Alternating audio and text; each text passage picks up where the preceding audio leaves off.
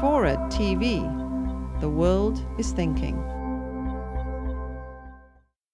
As you may have read in the Chronicle on Monday, even some conservatives see Obama as a candidate of change, one who could transcend old fights and old limits. In his speeches, Obama can be very eloquent. His oratory soars.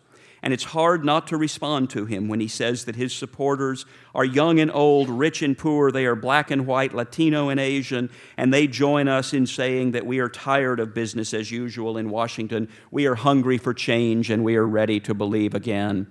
Real leadership is about candor and judgment and the ability to rally Americans from all walks of life around a higher purpose, unquote. But listen carefully. Obama denounces bitter partisanship. Bitter partisanship that is, in his view, preventing the federal government from coming together to make college affordable and energy cleaner, give us universal and affordable health care, higher teacher pay, more Medicaid, tax increases, protectionist measures, subsidies for homeowners, more money for senior citizens. He even promised that his administration would give Americans higher wages.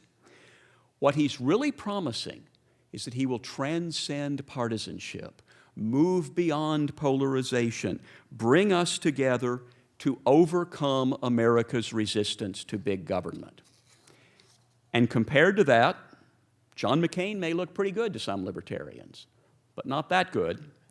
He's a pretty good fiscal conservative and a consistent free trader, although he said the other day that he doesn't know much about economics, and he's been backing that up. But as my colleague Mike Tanner wrote, John McCain makes Dr. Strangelove look like a peacenik. He's talked about leaving troops in Iraq for 100 years and seems hell-bent on war with Iran. His childhood hero was Napoleon, and his adult role model is Teddy Roosevelt, the father of imperialism, executive power, and the regulatory state. It's no wonder he's the favorite candidate of the national greatness neoconservatives. He wants to make a federal issue out of every pet peeve, from steroids in baseball to airline service quality.